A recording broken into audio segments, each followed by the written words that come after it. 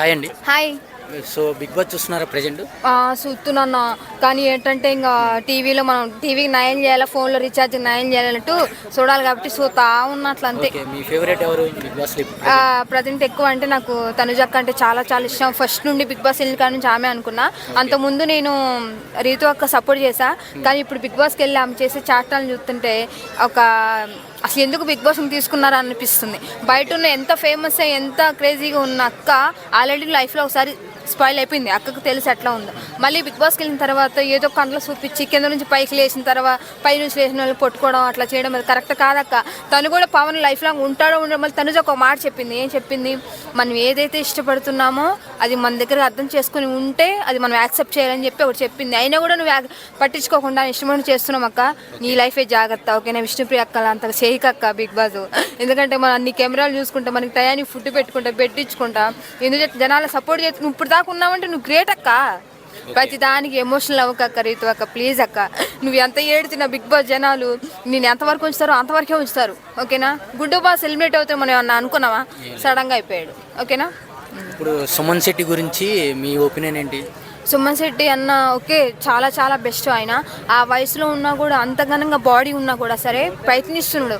నేను బిగ్ బాస్కి వచ్చాను, ఏదోటి చేయాలి, ఆడాలన్న విధిలో చేస్తున్నాడు కాబట్టి ఓకే, బెటర్ సుమన్ శెట్టి గారు ఉన్నారు. ఓకే, కాకపోతే సుమన్ శెట్టి మీద కొన్ని ట్రోల్ జరుగుతున్నాయి. పల్లవి ప్రశాంత్ లాగా ఈయన కూడా ఒక సెంటిమెంట్తో వచ్చాడు లోపలికి, ఒక గేమ్ ఆడుతున్నాడు అని చెప్పేసి. ఏమన్నా నేను అదేంటి రైతు బిడ్డని, నేను పేదకుడిని, నా ఫ్యామిలీ ఇట్లా ఉందని ఎప్పుడైనా వాడలేదు కదన్నా.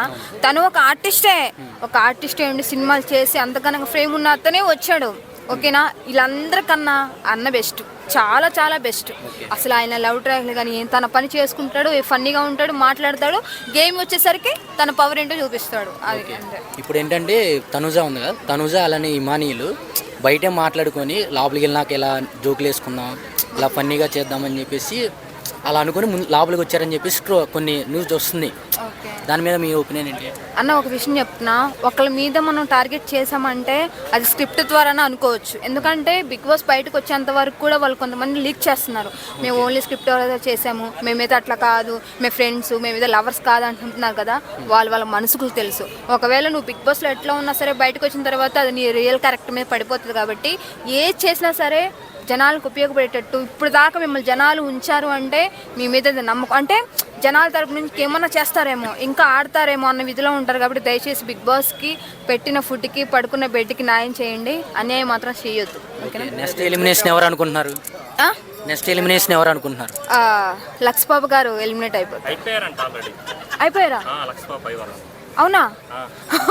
అయ్యో అవునులే అన్న. మన బిగ్ బాస్కి వెళ్ళినప్పుడు కొంచెం కూడా న్యాయం చెప్తే మూలం కూర్చొని సప్పట్లు కొడితే ఎవరు ఉంచుతారన్న? ఏం కాదులే అన్న, పాపం పోతే పోయింది. అక్క హ్యాపీగా ఉండు అక్క. నువ్వు ఫేరే, కంపల్సరీ ఆయన ఫేర్ చేస్తారు. ఎందుకంటే ఏ వర్షాలు కొట్టుకొని సచ్చి లవ్ ట్రాక్లు అని పడిసేస్తుంటే నాకేం సంబంధం లేదురా బాబు, ఏదో వచ్చాము పోతాంలే అన్న విడుదల ఉంటాయి. ఏం చేస్తారన్న?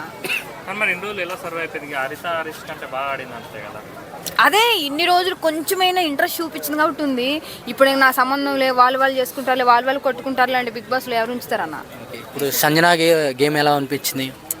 సంజనాకి ఓకే, బెస్ట్, పర్లేదు. అప్పటికన్నా ఇప్పుడు కొంచెం ఫైరింగ్ కానీ మాట్లాడడం కానీ ఏదన్నా ఎనీథింగ్ ఓకే, బెటర్. అన్న బిత్త అన్న పెడదన్నా. ఇమానియల్ తను అసలు ఏమీ లేదన్న, లవ్ ట్రాక్ అనేది లేదన్న. నాకు లవర్ ఉండరా బాబోయ్, నా కోసం ఎదురు చూస్తున్న బాబు తనుజ ప్రతిసారి చెప్తుంది. ఆయన కూడా ఇమానియల్ ఏంటంటే తనకంటూ ఇంకోటి ఉండాలా, ఒక కంటెంట్ అంటూ క్రియేట్ చేయాలా, జనాల్లోకి వెళ్ళాలని చెప్పి కంటెంట్ క్రియేట్ చేస్తున్నాడు తప్ప అసలు ఇమానియల్కి తనుజకి ఎటువంటి సెట్ అవ్వదు.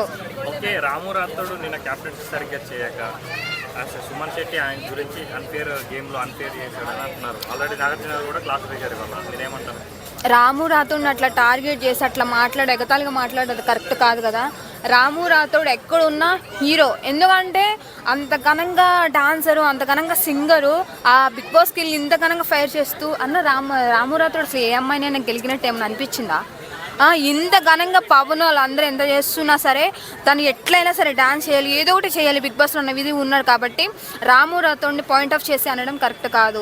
రీతు అక్క కూడా మొన్న కూడా ఇట్లాగే కామెంట్ చేస్తుంది, రాము రాథోడ్ని రాను, ముంబైకి రాను అన్న విధులు యాంగిల్లో పాడుతుంది. లక్స్ బాబు కూడా ఇద్దరికి సేమ్ రాము రాథోడ్ క్యాప్టెన్సీ సరిగ్గా చేయలేదు అన్న. నాకు అసలు క్యాప్టెన్సీ ఇప్పుడు ఈ పవన్కి ఎందుకు ఇచ్చారో అర్థం కావట్లేదు. పవన్ అన్న కళ్యాణ్కి ఎందుకు ఇచ్చారో అర్థం కావట్లేదన్న. తను ఎట్లా అయ్యాడు అసలు? ఏ విధంగా చేస్తున్నారు బిగ్ బాస్? అసలు బిగ్ బాస్ ఏమన్నా నడుస్తుందా? తను కెప్టెన్సీ చేయడం ఏంటి అసలు కళ్యాణ్ని?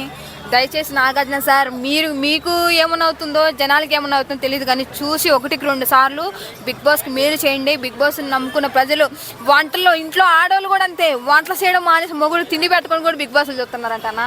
టీవీలు రీఛార్జ్ చేసుకొని, ఫోన్లో రీఛార్జ్ చేసుకుని మరి బిగ్ బాస్ చూస్తున్నారంట. దానికైనా కొంచెం న్యాయం చేయండి సార్, ఎందుకంటే మీ రేటింగ్ పెరగాలంటే ఆ మాత్రం చేయండి. ఓకేనా? Thank you. Okay thank you. నిజమానా?